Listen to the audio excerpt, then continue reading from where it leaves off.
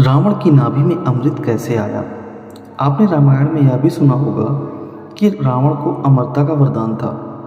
रावण की नाभि में अमृत आरोपित किया गया था, जिसके कारण रावण अमर हो गया था। उसे मारना कोई साधारण बात नहीं थी। लेकिन आपको यह जानकर हैरानी होगी कि रावण की नाभि में इस अमृत को स्थापित कैसे किया गया। आज हम इसी के बारे में बात करेंगे। एक समय की बात है, बाली और रावण के बीच युद्ध हुआ, जिसके परिणाम स्वरूप इस युद्ध में महाराज लंकेश को शरीर के अंदरूनी चोट लगी, जिससे कि लंकापति रावण बहुत ज़्यादा बीमार पड़ गया था। इसी बात को लेकर मंदोदरी बहुत ज़्यादा चिंतित हो गई और उसने मन ही मन में यह निर्णय लिया कि मैं महाराज रावण को अमर बनाकर ही रहूंगी। मंदोदरी ने अपने पति को अमर बनाने के लिए अपने माता पिता की सहायता ली। मंदोदरी ने अपने माता पिता के पास पहुंची और उन्होंने अपनी सारी आपबीती बताई। इससे उसके माता पिता ने हाँ कर दी। लेकिन समस्या यह थी कि मंदोदरी के पास उड़ कर के जाने की शक्ति नहीं थी। इसलिए मंदोदरी की माँ के पास यह शक्ति थी। उसके बाद में मंदोदरी की माँ ने सारी शक्तियाँ मंदोदरी को दे दी थी, क्योंकि मंदोदरी की माँ एक देवी स्त्री थी। मंदोदरी की माँ से मंदोदरी ने शक्तियाँ प्राप्त करके वह चंद्रलोक चली गई। चंद्रलोक में जाकर उन्होंने चंद्रदेव के सामने अपने पति यानी कि लंकापति रावण की दीर्घायु के लिए पूजा का बहाना बनाने का ड्रामा रचा।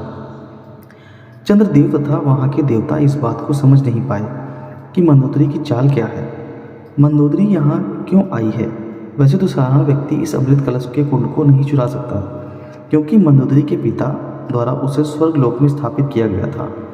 वह भी बहुत ही चमत्कारिक तथा विद्युत शक्तियों के द्वारा इस कलश को स्थापित किया गया था, जिससे कोई भी व्यक्ति इसे नहीं ले जा सकता। यदि कोई व्यक्ति आकाश मार्ग से उड़कर भी आता है तो इसके बीच में बहुत सारी विषैली गैस निकलती है, जिससे उसकी मृत्यु हो जाती है। और यदि कोई व्यक्ति इसके पास चलकर जाए तो भी उसकी मृत्यु निश्चित होती है, क्योंकि इनके चारों ओर गर्म लावा निकलता रहता है। इसलिए सामान्य मनुष्य के लिए इस अमृत कलश को चुराना कोई साधारण बात नहीं थी। चंद्रलोक का एक नियम है कि चंद्रदेव साल में एक बार अश्विन मासिक पूर्णिमा मतलब शरद पूर्णिमा के दिन इस अमृत कलश को वहाँ से निकालते हैं तथा धरती वासियों के कल्याण के लिए कुछ बूंदें धरती पर गिराते हैं। अब मंदोदरी के सामने यह अच्छा मौका था, क्योंकि जिस दिन मंदोदरी गई थी उसके 2 दिन बाद ही पूर्णिमा थी। इसलिए मंदोदरी को अमृत कलश चुराने का अच्छा मौका मिल गया।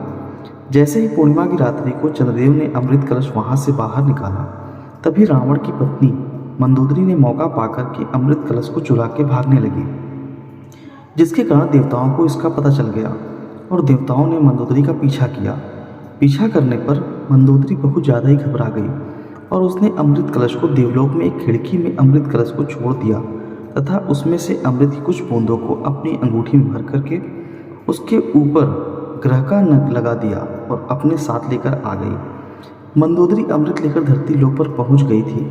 उसके बाद उसने रावण को अमर करने के लिए अपने देवर विभीषण का सहारा लिया।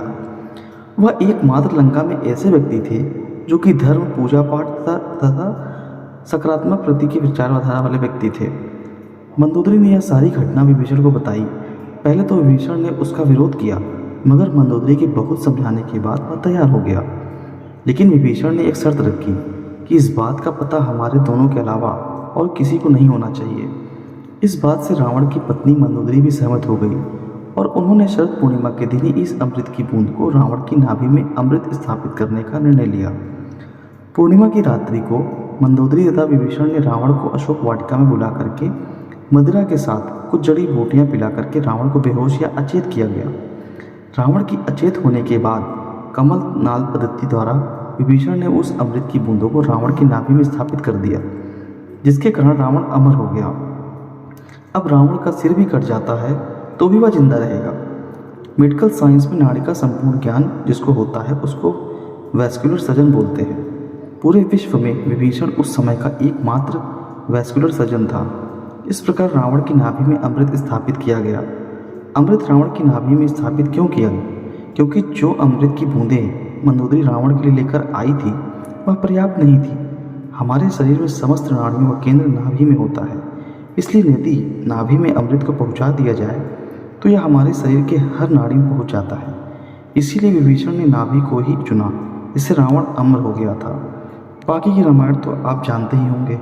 कि किस प्रकार हमारे श्री राम ने लंकापति रावण का वध किया और समाज का कल्याण किया।